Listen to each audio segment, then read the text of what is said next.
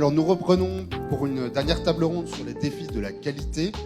Et pour cette table ronde, j'ai le plaisir d'appeler sur scène, et je ne vous oublie pas cette fois-ci, Fanny Chauvière, responsable protection de la ressource et qualité de l'eau au CEDIF, et Vincent Rocher, directeur délégué innovation, stratégie et environnement du SIAP.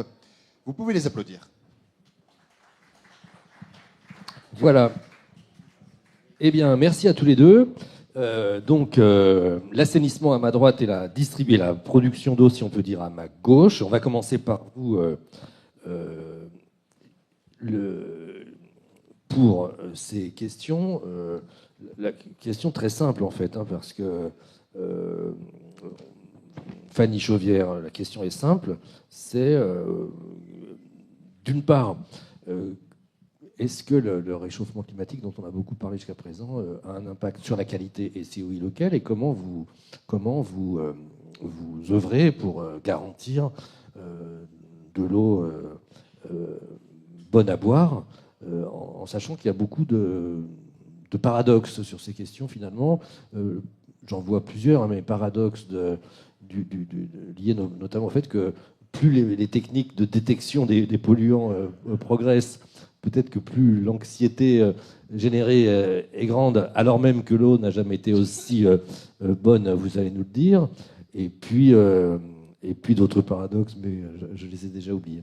Je vous laisse la parole pour nous dire comment, chez vous gérez ces questions de qualité de l'eau, qui est absolument centrale quand on distribue de l'eau en 2025 dans l'agglomération parisienne. Je vous remercie. Bonjour à nouveau à tous. Donc effectivement, pour le CEDIF, la question de la qualité de l'eau, c'est sa raison d'être. Les objectifs du CEDIF, c'est de délivrer aux 133 communes adhérentes une eau conforme à la réglementation. Alors ça, c'est sa volonté première. C'est également l'objectif d'anticiper les risques sanitaires qui sont...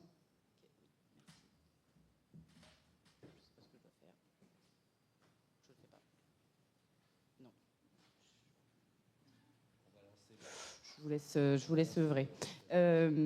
Donc anticiper les risques sanitaires liés à l'eau potable, et puis surtout de répondre aux préoccupations des usagers qui sont croissantes, qui sont légitimes, qui sont très présentes depuis quelques années. Alors, dans un contexte de changement climatique, quels sont les défis auxquels un service public d'eau potable comme le CEDIF et comme tous les autres d'ailleurs doivent faire face? Eh bien, donc effectivement, c'est ce double enjeu de conformité. Décidément, il n'y a rien qui s'affiche comme on souhaitait, mais c'est pas grave. Faire face à ce double enjeu de conformité réglementaire, donc de respect de la réglementation et de maîtrise des risques sanitaires. Alors, c'est un énorme effort de pédagogie qu'il faut faire là pour expliquer avec des mots simples la différence entre la conformité réglementaire de l'eau et les risques sanitaires liés à l'eau potable. Et depuis maintenant quelques années, nous avons des situations où nous avons une eau qui peut ne pas être conforme et pour autant rester potable et ne pas générer de risques pour la santé. Donc pour ça, le CEDIF a toujours été dans une approche d'innovation, de recherche, de surveillance accrue et d'anticipation des évolutions réglementaires, en cherchant toujours au plus fin les molécules présentes dans les ressources et présentes dans l'eau potable. À travers un programme de surveillance qui complète le contrôle sanitaire réglementaire des agences régionales de santé. Donc ce programme de surveillance, il est étoffé chaque année, il est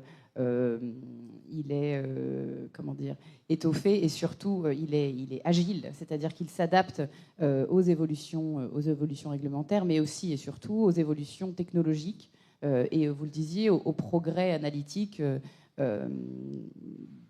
des laboratoires notamment, qui cherchent toujours plus finement et qui nous permettent d'identifier de plus en plus facilement, de plus en plus petits, des contaminants présents dans la ressource. Donc pour faire face à ces défis de qualité, donc nous surveillons davantage Et puis, pour répondre à cet enjeu de préoccupation des usagers, le CEDIF a décidé d'aller maintenant encore plus finement dans le traitement de l'eau et délivrer à horizon 2028 pour l'usine de Méry-sur-Oise et à horizon 2032 une eau membranée. Alors le programme s'appelle Vers une eau pure. On ne prétend pas distribuer de l'eau de source, mais pour autant, l'idée c'est d'anticiper des contaminations que l'on commence à détecter ou qu'on ne détecte pas encore, mais qui probablement seront détectées dans quelques années. Et par principe de précaution, s'y atteler dès aujourd'hui, quand bien même ces molécules ne sont pas encore intégrées dans le cadre du contrôle sanitaire. Donc nous surveillons, nous traitons de plus en plus finement et nous investissons massivement dans l'installation de nouvelles installations de traitement pour fournir une eau toujours de meilleure qualité à nos 4 millions d'usagers. Alors justement, ma deuxième injonction contradictoire m'est revenue en vous écoutant. Elle est double. C'est que ça a un coût, c'est-à-dire qu'il y a le coût, plus l'eau est pure, vous employez cette expression, plus parfois, j'ai cru comprendre qu'il y avait un coût à la fois financier, naturellement, ça coûte de l'argent, et puis un coût écologique, parce que parfois les impératifs ou les exigences de qualité de l'eau ne sont pas alignés avec celles de la réduction de vos émissions. J'imagine que c'est des sujets sur lesquels vous réfléchissez et sur lesquels vous avez une position tout à fait réfléchie. Tout à fait. Donc, pour produire de l'eau, il faut prélever dans la ressource, prélever une eau brute qui est chargée, contaminée, et qui contient un certain nombre de composants chimiques. Il faut ensuite la traiter, donc la filtrer selon des principes de traitement multibarrières, chimiques, physiques, des techniques de désinfection, et ensuite envoyer d'une part l'eau potable dans les réseaux et ensuite rejeter ce qui aurait été retenu et qu'on aurait retiré de l'eau potable, rejeté dans différentes filières, soit dans le milieu naturel, dans les réseaux d'eau pluviale ou pour tout ce qui est matière et sédiments, dans des filières type épandage agricole sur tout le bassin francilien. Et donc effectivement, en prélevant tout autant et en filtrant davantage, on va retenir dans nos filières d'autant plus de contaminants dont le devenir est regardé de très près. Le sort de ces micropolluants, une fois qu'on les a retenus dans nos filières de traitement, eh bien, nous en sommes responsables. Et donc, nous devons les traiter pour les micropolluants que nous aurions éventuellement ajoutés dans le cadre de la filière de traitement. Et puis, pour ce que nous avons prélevé dans la ressource et que nous avons retenu et donc que nous avons retiré de l'eau potable, eh bien, il faut s'assurer que nos rejets dans le milieu naturel, dans la Seine, la Marne et l'Oise, déjà respectent la réglementation et soient le moins néfastes pour le milieu. Alors, ce n'est pas nouveau, ce n'est pas parce qu'on va installer des filières membranaires haute performance dans quelques années que nous allons découvrir le sujet. Nous disposons déjà sur l'usine de Méry-sur-Oise d'une installation membranaire.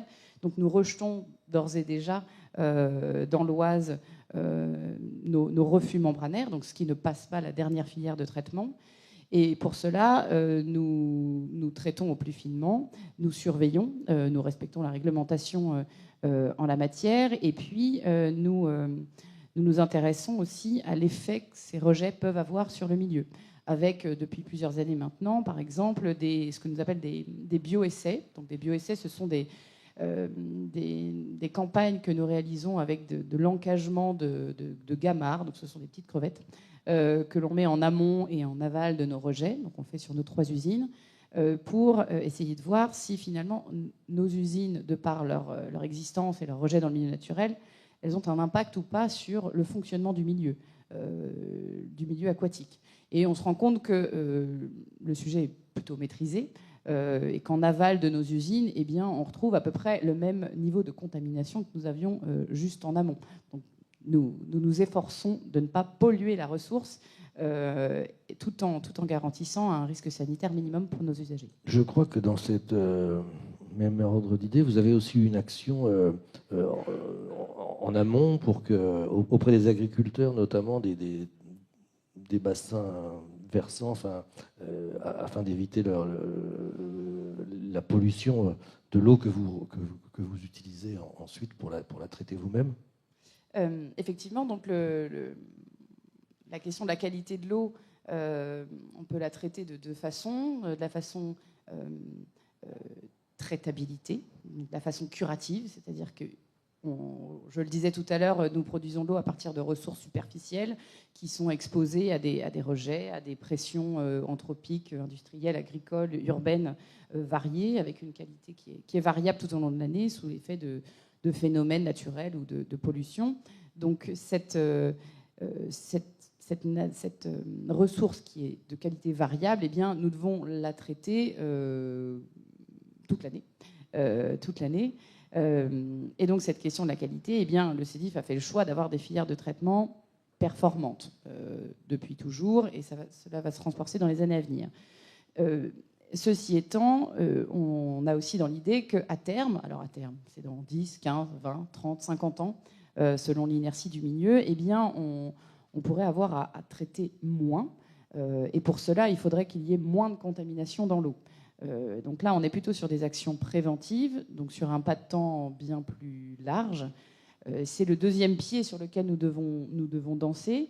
Ça a toujours été une volonté de la part du CEDIF, assez discrète sur la qualité des eaux de surface, plutôt engagée sur le principe de préservation des captages en eau souterraine. Et pour ce faire, donc pour préserver la ressource en amont de nos prises d'eau, eh bien, nous avons différentes actions en cours. Alors, sur la nappe de Champigny que je mentionnais tout à l'heure, qui correspond à 3% de nos ressources d'eau brute, donc c'est plutôt marginal, mais ceci étant, nous faisons partie des gros producteurs d'eau prélevant dans la nappe de Champigny, dont nous avons besoin d'être exemplaires en la matière. Nous menons depuis plus d'une dizaine d'années des actions de protection de la ressource avec des acteurs de l'eau, que sont les acteurs agricoles notamment, donc au travers d'un plan d'action qui s'appelle Terre et Eau 2025, et qui a pour objectif d'accompagner la transition agroécologique des agriculteurs du bassin Seine-Normandie vers des pratiques plus vertueuses et moins émettrices de produits phytosanitaires, métabolites de pesticides, par exemple. Merci infiniment. Dernière question avant de passer au SIAP. La question financière. Là aussi, est-ce qu'il n'y a pas une sorte d'injonction contradictoire dans le fait que, on l'a dit tout au long de la matinée, il faut encourager la sobriété, mais je crois savoir que vous-même, vous allez me le confirmer ou pas, vous tirez vos ressources, vos ressources sont indexées sur la quantité d'eau que vous traitez ou que vous distribuez, j'imagine, et que moins vous distribuez d'eau, peut-être que moins vos ressources sont élevées, alors que tout ça coûte cher. Dites-moi si je me trompe. Non, vous ne vous trompez pas. Tout ça coûte cher, effectivement, à la fois le curatif et à la fois le préventif. Mais c'est une volonté du CEDIF de sanctuariser maintenant une partie de son budget pour animer sa stratégie de préservation de la ressource. Le CEDIF a adopté sa stratégie au mois de juin dernier, donc c'est tout récent. Et cette stratégie, elle comporte un certain nombre de leviers à actionner très, très prochainement là, pour la période 2025-2027. Et le premier de ces leviers, c'est justement de sanctuariser ce budget, c'est-à-dire de ne pas se poser la question chaque année de finalement combien on dépense pour la préservation de la ressource. C'est plutôt de se dire, voilà tout ce qu'il y aurait à faire et quelle part le CEDIF veut prendre dans ces dépenses collectives et à mener avec tous les acteurs du bassin. Je mentionnais les actions préventives que nous menons depuis plus de 15 ans sur la partie concernant les eaux souterraines, la nappe de Champigny. Le gros de la guerre, c'est quand même la qualité de la Seine, la Marne et de l'Oise, qui représentent 97% de nos ressources, et pour lesquelles il va falloir changer de braquet et accélérer les actions en matière de préservation de la ressource. On ne prétend pas pouvoir le faire seul, puisque quand on regarde les bassins d'alimentation de nos captages, eh bien, cela correspond à peu près à 12% du territoire métropolitain. Donc intervenir sur 12% du territoire métropolitain, ce n'est pas du tout à la maille du CEDIF, et ça n'aurait pas de sens de travailler seul. Donc on lance très prochainement une étude pour préfigurer des plans d'action sur chacun de ces bassins versants à horizon fin 2027. pour qu'en 2027, nous ayons un plan d'action pour la Seine, un plan d'action pour la Marne, un plan d'action pour l'Oise, plan d'action que nous mènerons avec d'autres collectivités, avec d'autres acteurs de l'eau du territoire. Il se posera la question du financement, évidemment.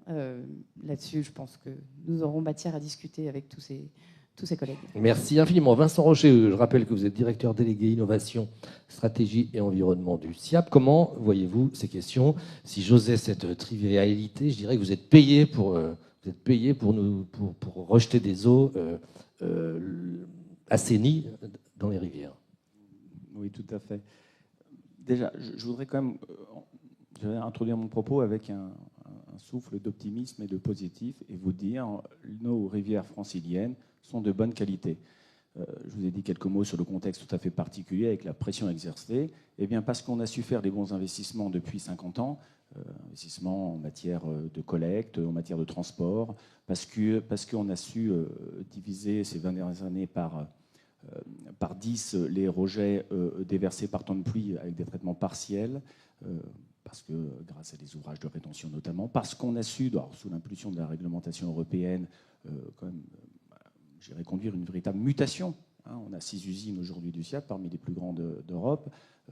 Aujourd'hui, ces usines n'ont strictement rien à voir avec ce qu'elles étaient il y a 40 ans. Et ça a été financé sur des milliards d'euros qui ont été consentis pour se mettre à niveau. Ces efforts que nous avons faits ont permis de réduire de manière drastique, spectaculaire, le flux de matière apporté à la rivière, alors carbone, azote, phosphore, plus récemment les bactéries fécales, et qui a conduit donc à ce retour de la biodiversité, j'en parlais tout à l'heure. Donc c'est important. Bien sûr, on parle de qualité, on continue à regarder tout à fait précisément tous les micropolluants qu'on peut trouver, on a raison de le faire. Simplement, il faut toujours garder à l'esprit, et j'aime le dire, que jamais, dans un référentiel de 50 ans, nos rivières n'ont été aussi propres. Voilà, il faut quand même ne pas l'oublier, car des gens avant nous ont été tout à fait attentifs à la question. Alors maintenant, je vais arriver sur la question du coût de la qualité. On arrive dans une nouvelle ère. La DRU 2, la révision de la DRU a été adoptée au niveau européen en fin d'année dernière. Peut-être dire ce que c'est pour certains qui ne le sauraient pas. DRU, ça veut dire directive eau. Excusez-moi, je tombe dans mon jargon. Merci beaucoup. Résiduaires urbaines. Voilà, directive sur les eaux résiduaires urbaines. En fait, c'est notre cadre. En fait, on a 2 cadres. On a un cadre vraiment qui cadre la performance de nos systèmes d'assainissement, collecte, transport, traitement, et on a un cadre plus environnemental qui cadre la qualité des masses d'eau. Vous connaissez bien, c'est la directive cadre sur l'eau. Eh bien, cette DRU, elle va aller vers plus de performance. Ou en tout cas, elle va aller pour, je dirais, augmenter encore les exigences en matière de performance, à la fois de la collecte, mais également de la performance de nos usines en matière d'élimination de l'azote et du phosphore, mais également des micropolluants. Donc aujourd'hui, nous, et on pourra en discuter, notre objectif, c'est celui de l'équilibre. Il faut qu'on arrive à être suffisamment présent dans les réflexions à mener avec le ministère et les différentes parties prenantes pour avoir une transposition qui soit équilibrée. Ambitionnons de faire des choses, d'une part, qu'on sache faire, dans des calendriers qu'on sait tenir, dans des calendriers aussi qui nous permettent de mobiliser les bonnes solutions. On parlait notamment de la collecte. Si on va trop vite, on fait des bassins.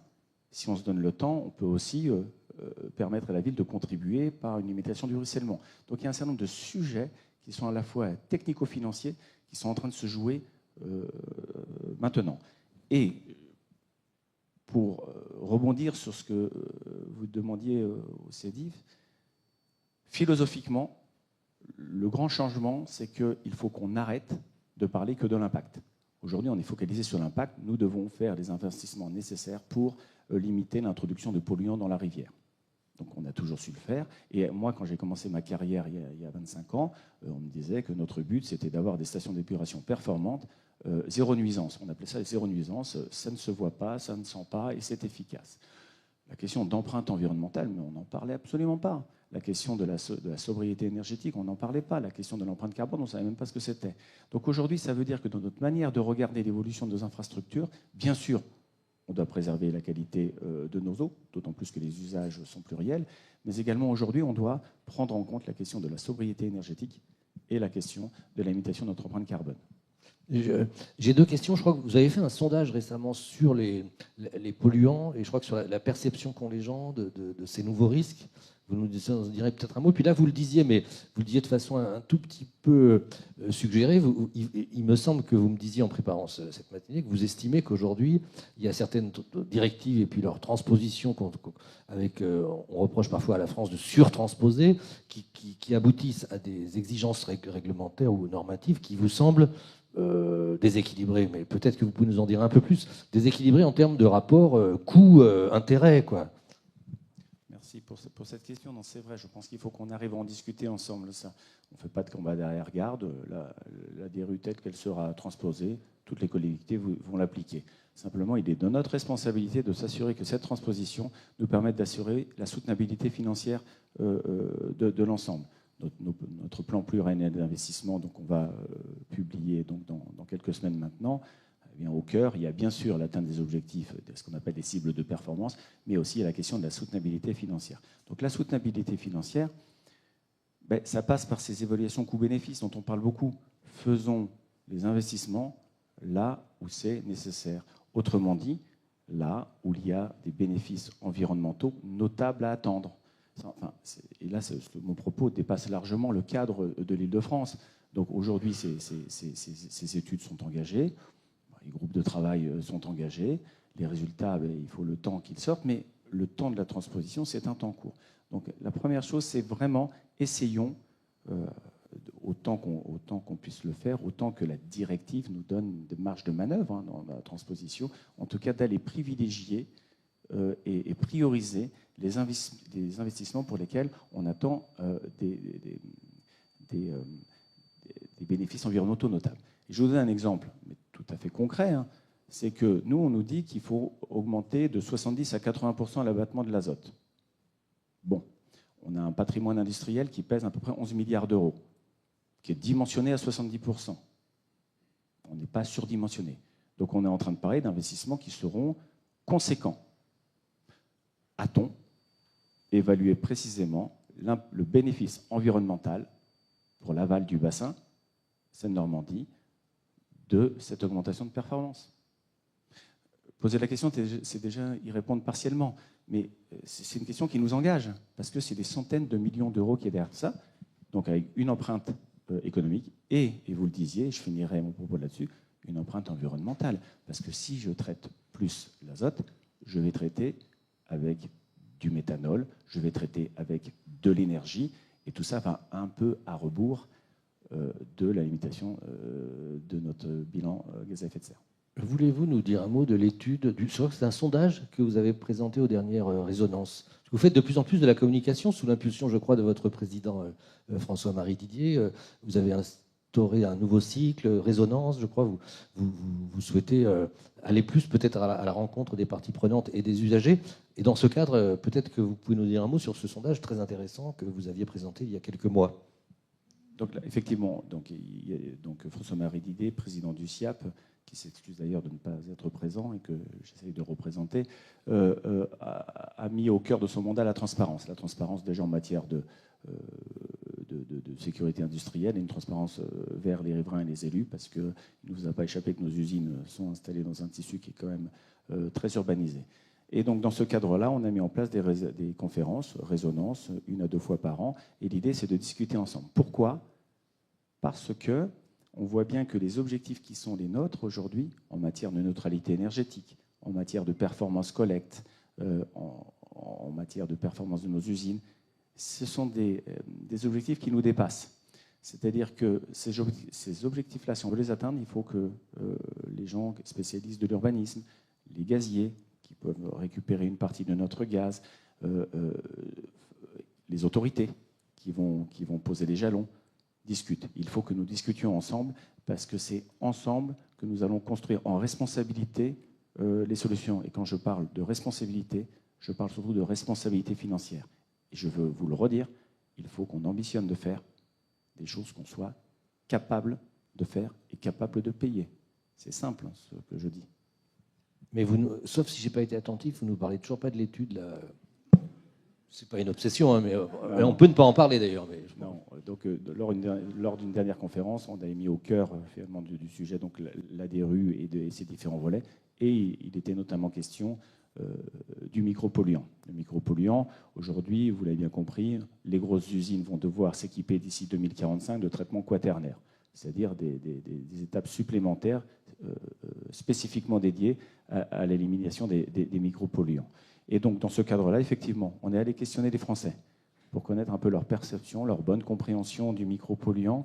Et les résultats étaient vraiment très intéressants. C'est-à-dire qu'on sent que c'est une préoccupation, on sent qu'il y a quand même, du fait de la présence médiatique assez importante de ce sujet-là, une compréhension. Et en même temps, il y a cette... je veux dire, ce que les sondés exprimaient, c'est que, bon, on sent bien que c'est un sujet, on sent bien qu'il est compliqué, et pour vous dire franchement, on ne le comprend pas trop. Voilà. Et avec des questions, connaissez-vous les polluants éternels? Oui, je sais ce que c'est. Et les PFOS, PFAS? Non, ça, je ne sais pas, mais nous parlons de la même chose. Donc, on voyait une sémantique qui est un petit peu complexe, etc. Donc, on en parlait tout à l'heure, il y a vraiment un besoin de pédagogie, de sensibilisation, d'explication sur ces sujets, parce que, in fine, c'est quand même tout à chacun qui va payer ce surplus de traitement. Très bien. Je crois que vous travaillez ensemble sur... vous avez une convention récente, vous pouvez nous en dire un mot, Fanny Chauvière, entre donc, le CEDIF et le SIAP? Oui, tout à fait. Donc, le CEDIF est assez engagé en matière de recherche et développement au travers d'un programme de recherche porté par son délégataire sur un certain nombre de thématiques liées évidemment à la traitabilité de l'eau, liées à l'impact environnemental des installations et puis plus récemment aux actions en matière d'adaptation au changement climatique.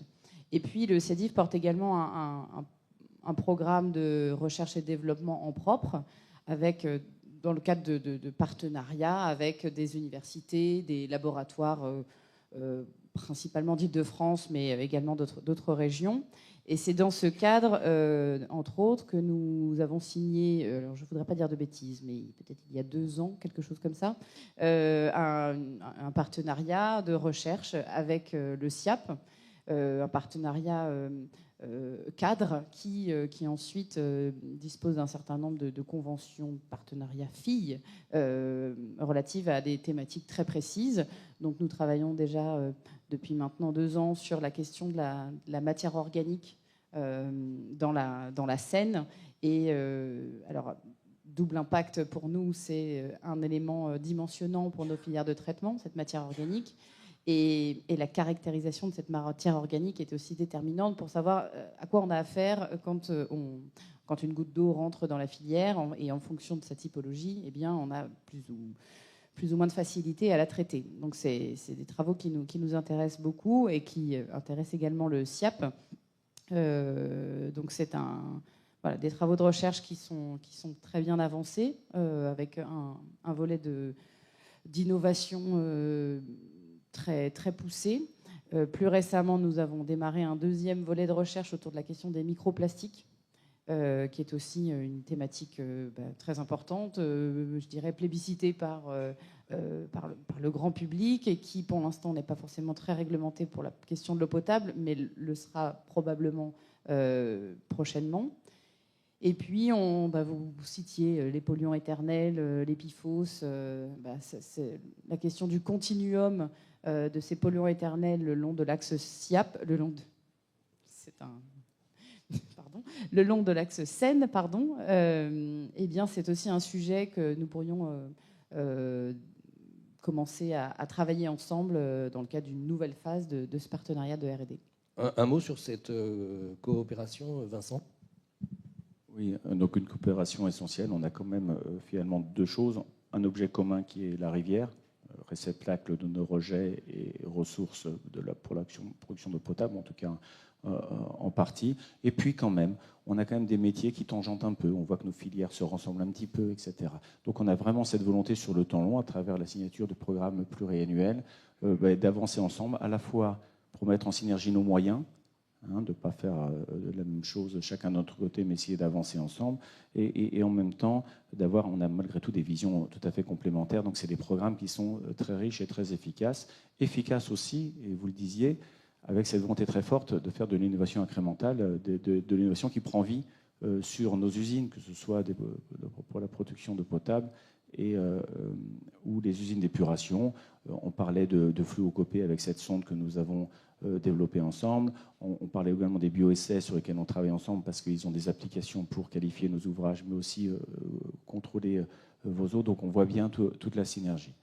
Et peut-être vous dire aussi, pour faire le lien avec ce qu'on a dit en introduction, c'est que pour répondre à ces enjeux de limitation de l'impact et de maîtrise de notre empreinte environnementale et financière, il y a bien sûr la construction d'infrastructures. Donc là, on va d'aller chercher des infrastructures les plus pertinentes au regard de l'efficacité, du coût énergétique, etc. Mais aussi l'évolution des pratiques. Et là, les innovations en termes de métrologie, en termes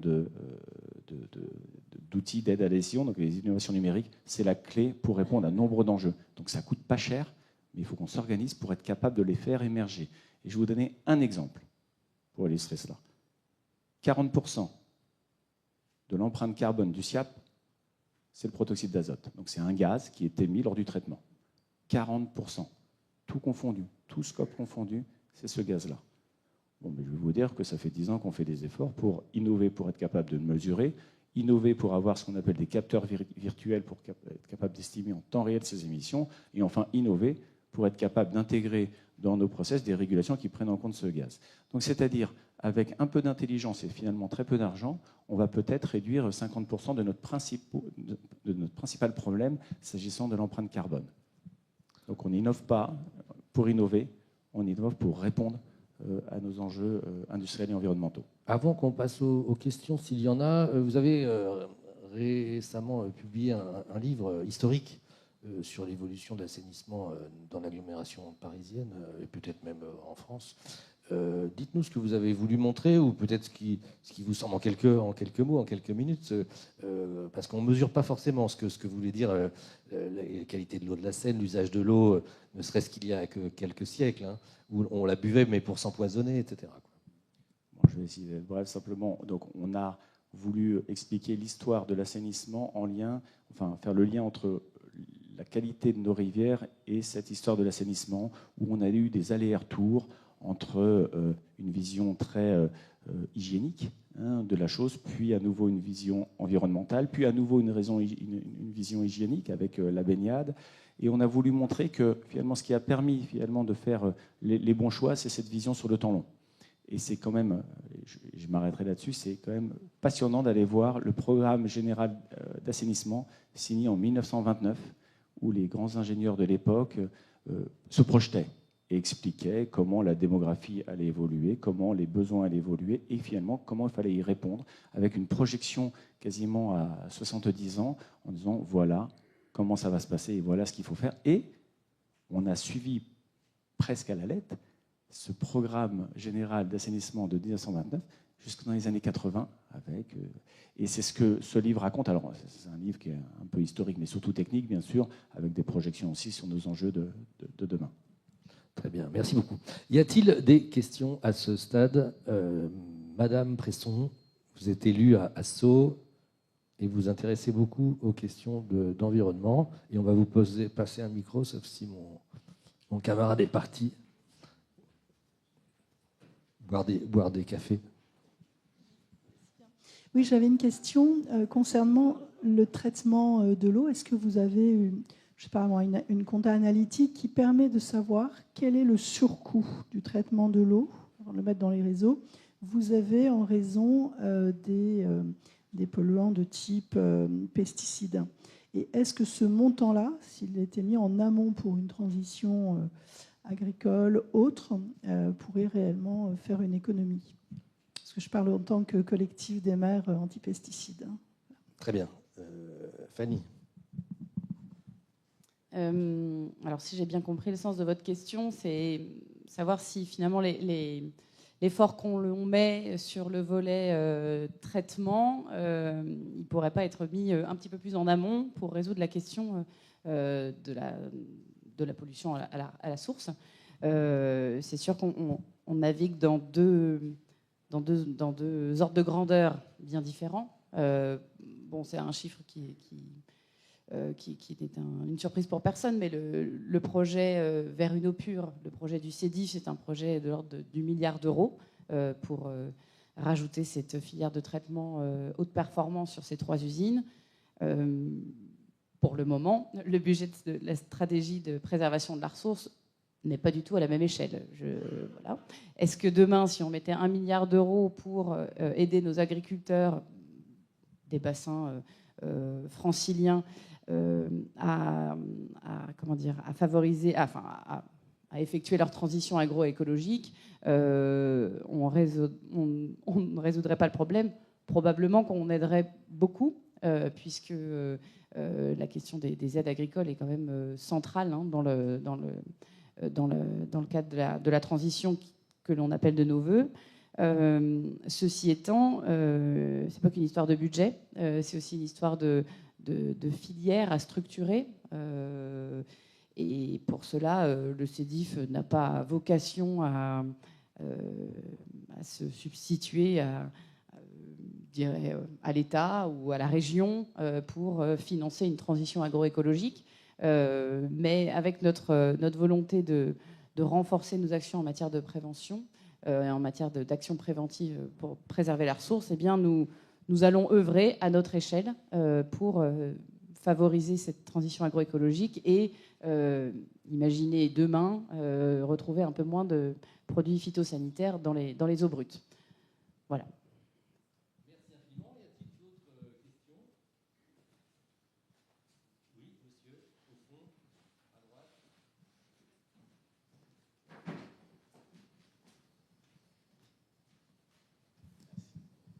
Oui, aussi pour le CEDIF, est-ce que vous pourriez nous parler un peu plus de ce plan d'action pour préserver la ressource en eau, qui justement rebondit à la question précédente, parce que vous parliez d'un plan pour 2027, c'est ça? Et dans quel sens il pourrait monter en généralité, peut-être en effet recouvrir d'autres compétences territoriales et peut-être faire l'objet d'un programme holistique, plutôt que, en effet, comme vous le dites, travailler à votre échelle, alors qu'il y a d'autres échelles qui concourent à des objectifs partagés. On sait que la compétence GEMAPI, par exemple, elle s'intéresse aussi à la démoustification et que les pesticides s'occupent aussi des insectes qui luttent contre les moustiques, donc ce genre de logique. Alors ce plan d'action de préservation de la ressource, il est finalement assez simple à expliquer. L'idée du préventif, c'est d'abord expliquer le lien entre les pressions qui s'exercent sur un milieu et la qualité de l'eau que l'on rencontre ensuite au droit de nos usines. Et puis renforcer la connaissance de cette qualité de l'eau pour pouvoir fédérer tous les usagers de l'eau et toutes les parties prenantes de l'eau autour de cette question de l'amélioration de la qualité de l'eau. Et ensuite, soit on sanctuarise les bonnes pratiques, soit on accompagne les acteurs, quels qu'ils soient, agricoles, industriels, urbains, dans une évolution pour réduire les pressions qu'ils exercent à moyen terme, à long terme, plus probablement. Donc actuellement, ce sont des choses que nous faisons à petite échelle sur une soixantaine de communes en Seine-et-Marne. Donc là, nous travaillons avec les agriculteurs pour, d'une part, les former, les sensibiliser, leur expliquer comment l'eau circule dans la nappe et de quelle façon ils ont un impact, eux, de par leurs pratiques agricoles, de quelle façon ils ont un impact sur la ressource que nous prélevons à nos captages. Je dirais que c'est pas facile à faire, mais ça demande du temps, ça demande de gagner aussi la confiance des acteurs, et des acteurs agricoles, par exemple, ils ne changent pas de pratique pour nos beaux yeux, donc il faut aussi leur démontrer que ce qu'ils vont faire va réellement avoir un impact sur la qualité de l'eau, et que financièrement, ils s'en sortiront quand même. Alors c'est compliqué sur une 60aine de communes et on a dans l'idée d'éventuellement faire ça sur plusieurs milliers de communes en amont de nos prises d'eau, puisque là l'étude que nous lançons, elle regroupe l'intégralité des unités hydrographiques qui ont un exutoire jusqu'à 100 km en amont de nos prises d'eau Seine, Marne, Oise. Donc ça nous fait sortir de l'Île-de-France, ça nous fait aussi travailler avec d'autres régions, d'autres départements. Donc on parle de l'Oise, de l'Aisne, pour les plus contributives en matière de cours d'eau. Et il va falloir assez rapidement, dès que l'étude va démarrer, très très prochainement je l'espère, aller voir tous ces acteurs et leur dire, voilà, nous sommes finalement en aval, nous sommes usagers d'une ressource qui prend sa naissance chez vous, ou même en amont de chez vous. Donc nous sommes tous concernés par cette ressource en eau. Et pour qu'à terme, nous ayons moins de traitements à faire et que globalement, la qualité du milieu s'améliore encore davantage, même si de belles améliorations ont déjà eu lieu, eh bien, c'est tous les acteurs du bassin versant qui doivent mettre comment dire, le pied à l'étrier. Voilà. Potentiellement aussi la main à la poche, parce que voilà, c'est pas forcément le CEDIF qui résoudra toute la question de la qualité de l'eau en Seine, en Marne et en Oise, mais il va falloir travailler avec les agriculteurs. Alors par exemple, développer des paiements pour services environnementaux. Ça, c'est un dispositif d'aide et de rémunération des agriculteurs pour le service qu'ils rendent, le service étant l'amélioration de la qualité de l'eau. Donc ça, c'est quelque chose qu'on essaie de mettre en place déjà sur notre petite zone pilote des 60 communes en Seine-et-Marne. On va y arriver, mais c'est complexe parce que ce sont des dispositifs qui sont réglementés et qui sont encadrés par la politique agricole commune. Donc on ne peut pas aider les agriculteurs comme ça. Quand on est une structure publique, il faut le faire dans le cadre d'un régime notifié. Mais bon, nous y attelons. Et l'idée, ça sera ensuite de développer ça plus largement. Donc oui, de financer la transition écologique de certains agriculteurs, par exemple, dès lors qu'ils sont dans une zone particulièrement contributive ou particulièrement vulnérable du point de vue de la ressource en eau. Merci infiniment. Y a-t-il d'autres questions, Monsieur Montasso ? Merci. J'ai une question qui lie un peu quantité et qualité. On a vu avec le premier intervenant qu'on pourrait avoir des variations considérables d'une année sur l'autre. On a un niveau d'incertitude extrêmement élevé. Il y a des projets par ailleurs à travers les plans d'infiltration à la parcelle, les plans pluie, la réutilisation des eaux usées à la parcelle, etc., qui pourraient avoir un impact aussi sur les débits et sur l'étiage. À quel niveau d'étiage considérez-vous que la qualité pourrait être mise en cause si effectivement on était, comme en 1941, on a traversé la Seine à pied sec? Un peu plus tôt dans je peux commencer à répondre, mais un peu plus tôt dans la matinée, je mentionnais une étude que nous menons avec le BRGM, justement pour étudier l'évolution tant du point de vue de la qualité que de la quantité de la Seine, enfin de la Marne et de l'Oise, dans un premier temps. Et on se rend compte que finalement, ces cours d'eau, effectivement, vont connaître des contrastes très forts, de plus en plus forts, et qu'on va connaître des étiages plus longs, plus sévères, qui vont devenir peut-être notre routine, là où jusqu'à présent, c'était des situations extrêmes. Du point de vue de la production d'eau, en tout cas en ce qui concerne les usines du CEDIF, l'étiage n'est pas le sujet le plus préoccupant, parce que techniquement, on est toujours, alors si on est autorisé à le faire évidemment, on est toujours en mesure de prélever de l'eau et de la traiter d'un point de vue hydraulique. En ce qui concerne la qualité de l'eau, eh bien, je ne peux pas encore dévoiler les conclusions de l'étude, mais il y aura probablement un impact sur la concentration des contaminations avec la baisse des débits. C'est mathématique, quoi. Enfin, si on a moins de débit, mais tout autant de flux, eh bien, la concentration sera plus importante. Donc pour nous, ce sera des conséquences en matière de de traitabilité, de réactifs à ajouter dans la filière de traitement pour traiter davantage des contaminants qui seraient présents en plus grand nombre. Alors c'est un peu contre-intuitif parce que généralement quand l'eau est... les niveaux d'eau sont bas, les débits sont faibles, donc l'été, on a plutôt une qualité d'eau de bonne qualité, une bonne qualité d'eau et une traitabilité facile. Voilà, on parle de traitabilité de l'eau. Mais si demain on se retrouvait à avoir des bassins versants dont le fonctionnement hydrographique et hydrologique est perturbé, eh bien cette tendance à la bonne qualité estivale pourrait être questionnée et donc nécessiterait une adaptation de nos filières de traitement. Voilà. Peut-être en complément de ce qui vient d'être dit, finalement il y a deux choses. La question de la qualité, finalement, ça dépend de la durée de l'étiage pour nous. C'est très mécanique. Ce que je fais, c'est que si j'ai un étiage qui dure 4 mois, je vais peiner à atteindre mes objectifs de qualité. Je parle des eaux de surface. La question de la fragilité, elle, c'est la question de la sévérité de l'étiage. Si l'étiage est long mais modéré, je n'ai pas de sujet de fragilité. En revanche, si je passe le mois d'août avec des débits très faibles, des températures très chaudes, là, je mets en péril. Donc, toujours, vraiment réfléchir en matière de qualité, mais aussi en matière de fragilité. Une question, madame. Martine Lebec, je m'occupe du magazine H2O. Alors ma question, c'est sans jugement de valeur. Je suis bien sûr comme n'importe quel usager de l'eau pour qu'il y ait de plus de contrôle possible et puis voilà, pour être garanti d'avoir une eau de qualité. Bon, on a eu la directive 4 sur l'eau, il y a la DRU 1, la DRU 2 maintenant, il y a la réglementation européenne sur les PFAS. La Commission européenne vient de refuser, je crois que c'était il y a 10 jours, d'y introduire 8 PFAS complémentaires dans les contrôles par rapport au vin qui existe déjà, qui était une demande du Danemark, des Pays-Bas et de l'Allemagne.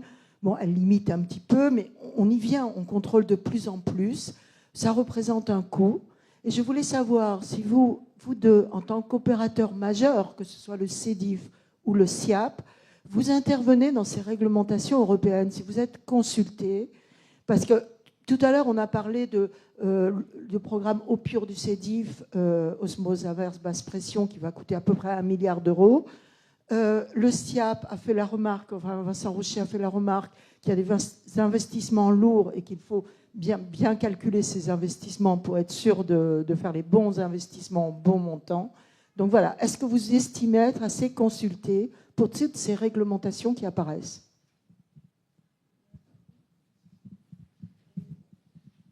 Alors, est-ce qu'on est consulté ? Oui. Est-ce qu'on échange avec le ministère et les inspecteurs généraux chargés de ces questions-là ?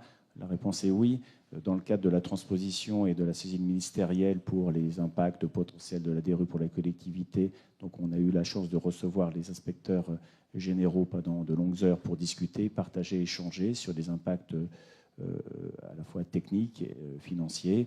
Vous savez, des choses toutes bêtes. Est-ce qu'on a la place de construire les ouvrages dont on parle ? Vous voyez, on revient à des choses tout à fait pragmatiques. Donc la réponse est oui. Est-ce que c'est suffisant ? Je ne sais pas. Est-ce qu'on intervient au bon moment ? Je ne sais pas. Probablement parfois un peu tard dans la chaîne.